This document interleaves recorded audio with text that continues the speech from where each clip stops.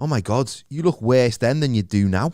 Which I thought was a horrible way to phrase that. She could have said, you look better now than you did then. Yeah, she said, it's so subtle, isn't it? Yeah, you look worse then than you do now, implicating that I look terrible now, but I looked fucking way worse then. It's like horrible. I was like, you could have just pick your sentences a little bit better. Once a week, I go on my Facebook memories, and there's a picture of me and Carl from when we were like 18, 19, 20, 21. And Carl hasn't changed much since he grew his beard, but before his beard looks a bit like... I just look the same without a beard. You don't. And I've got short hair. It's because I've got short hair. You look really stupid. You know that fella on American History X? You don't look like him. You look like Ed Norton. Ed Norton. I don't know why people make with the weddings, like they absolutely go out of the way to make themselves look the best they've ever looked. And then you get married, have kids, and then you start looking terrible. So I think you've sort of cheated that. That's a great way of looking a bit shit on your wedding day. Means every time you look at those pictures, like, do you remember our wedding day? Fuck, I look great compared to then. Like everyone else is like, I went to the gym for ages, I ate well, I just really look good. And then after that, life just like tubs you out. Oh, I think it's really, really funny on wedding pictures when the bride has quite clearly just not had a carb for 8 weeks and she just looks a bit ill. Yeah, she looks like Bob Geldof. She'll be stood next to it. It's not obvious that I'm alive. Look how skinny I am. Yeah. She just needs some soup. Something inside so strong. Yeah. Oh my God. You need that plain as the first dance. I didn't eat on my wedding. I'm pretty chilled out about a lot of things, but I did not have any breakfast. I was just running on adrenaline. You're excited. You're a bit like, oh, fuck, it's got to go well. And then started boozing. And then the excitement and the booze was getting me through. Picked at a bit of the food for the wedding buffet. By the time the wedding finished, it was like, we got back to our hotel at 1:30 and you're like, oh, first night of marriage. What did you do? Did you make love? Was it really passionate? We got the biggest load of takeaway ever. Laura in her wedding dress, me fucking suited and booted. We got 2 pizzas, we got 2 kebabs, and it was just like a weird come down from excitement. Yeah. And she'd done that. She'd not eaten properly for ages. I'd not eaten properly that day. And I didn't know. That's so life, isn't it? Like you expect it to be this like, I love you so much, babe. Let's like make love. I was just a bit pissed eating a kebab, watching a woman in a fucking £1,000 dress eat a kebab. It was just a really weird release. Getting tahini sauce all over the veil. Yeah, that's it. Oh, I love you. Yeah, you look worse then. Mad how expensive wedding dresses are, isn't it? Considering they only wear them once. It's a bit of a... the whole wedding industry is a bit of a fucking... Oh, it's a con, innit? But you know yourself as a comic, if someone says to you, I've got a gig. Oh, yeah, what's the date? 25th of June. All right, yeah, what's the occasion? You know, is it a gig or whatever? It's a wedding. Oh, yeah. $9,000. Like, is that what you normally go out for? No, but I just don't want to do this gig. Have you ever done a wedding? I've done a wedding. I did a wedding in, where was it? It was that place near Blackburn, Clitheroe.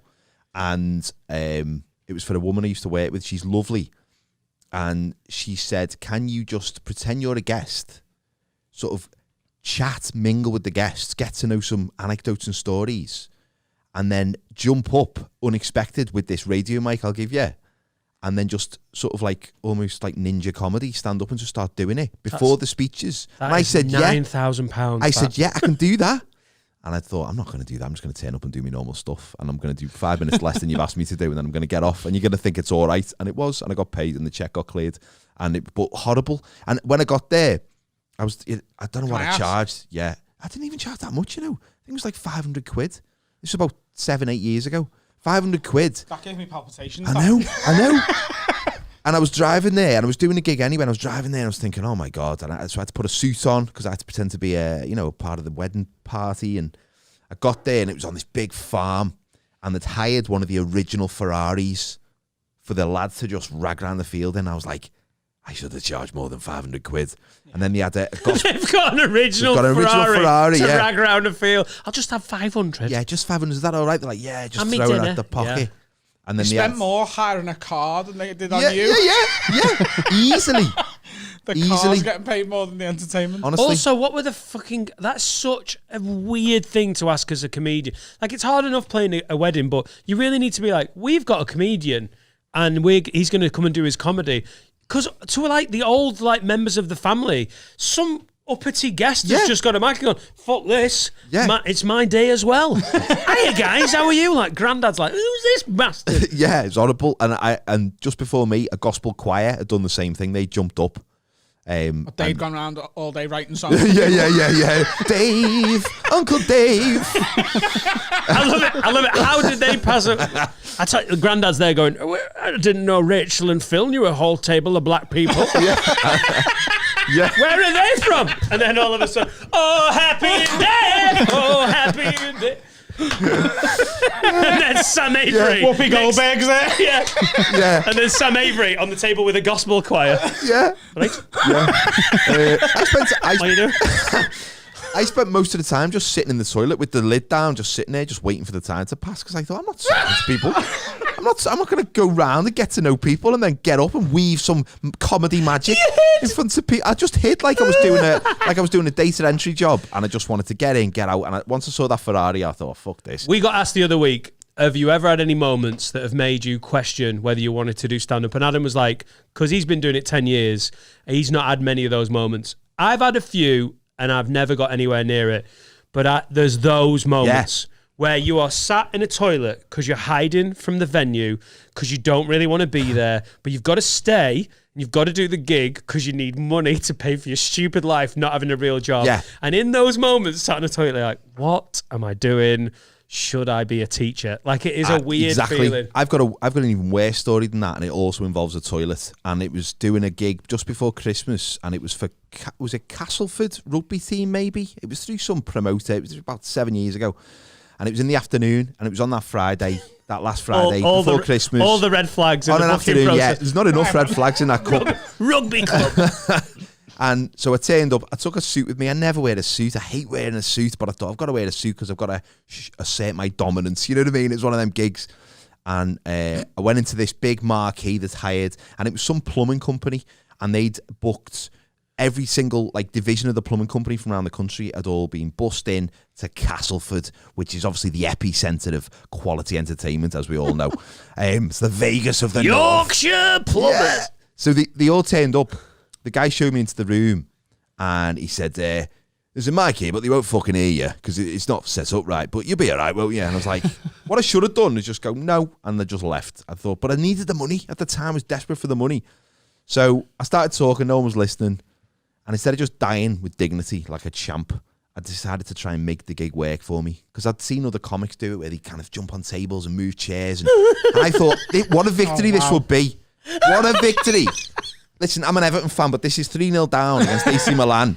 But instead of getting 3-all and winning on penalties, I lost 8-0. It was fucking horrendous. Because I jumped on a table and... you sent the keeper up for the corner and got caught. Yeah, got caught on the breakaway. And the ref gave 4 goals for each goal they scored. It was horrendous. Jumped on a table similar to this, probably not as sturdy, so I was wobbling a little bit, mentally, spiritually, and literally. But the worst thing about it was I'd get them for 5 seconds and then they'd lose interest because the bar was open and it was free. And I did 45 minutes in different parts of the room and died the worst death. When I got changed, jumped back in the car, driving back, and I stopped at one of the services on the M62. I can't remember which one. And I had a coffee because I had a gig that night, and I'm having a coffee. And I was there for about an hour. And then I thought, right, I'll just go for a wee and then I'll get back in the car and go to my other gig, the proper gig. I'm in the toilet and I'm just washing my hands, and some woman is in the toilet in an afternoon in the men's toilet in the services, and she just looks at me and she just goes, shit comedian. And they were the Liverpool branch that were all on the way home, and then they came out the cubicles fucking surrounded me in the bogs of the services, and they're all going, mate, you were shit. And I was just going, what is going on? I'm getting heckled about 40 miles away from the gig. Oh, no. 3 hours after the show. First comedian to ever get heckled at a welcome break. When you're awful. when you're not there out of the venue, you're like, you can't call me shit. No. When you're in the room, you're like, yeah, I was shit. You Yeah. can't call me shit. When you're on the M62, you think I must be free of it. I've yet to have a wee in the services without feeling a bit anxious, like I've got PTSD. Like, The same people they might are just going to be jump there in. again. Yeah. Comedian. Just following you Just from a closed cubicle. You were shit in Castleford. But I had no argument because I was, Is that the worst gig you've ever had? Yeah, but I'd say so. Not the gig was bad, but the sort of hecklers following me down the motorway. I mean, that's pretty bad, isn't it? But then I did another wedding once where the bride and groom, I've only ever done 2 weddings, and the bride and groom, and I was dying, and there was kids running around, and it was just horrendous. And the bride and groom was sat on the front. No one else wanted this except them. and I could see they were holding each other's hands, and with every minute that I was on stage, they were gripping each other's hands tighter and tighter, and just like they looked like I'd ruined their Whenever day. I get asked by a bride and groom, because it'll happen at tour shows Cheesemans. or maybe after a show at Hot Water or the store or something, they'll come up and go, "This is the second, third time we've seen you. We're getting married next year. We'd love you to do it." And I always go, "I know you would, but your nan won't." Yeah. Okay? So my fee, and I've said this before on here, is £10,000, because I am happy to ruin the best day of your life Yeah, for 10 grand. exactly. But any less than that, Not doing it. But Not we've doing had a it. new add-on. That's Adam's wedding price, and that's been fixed for a while. But we'll do a Have a Word live show for £5. Yeah. That's all right. I'd be up for that. I'd do it for 200 quid just for the story. Oh my God.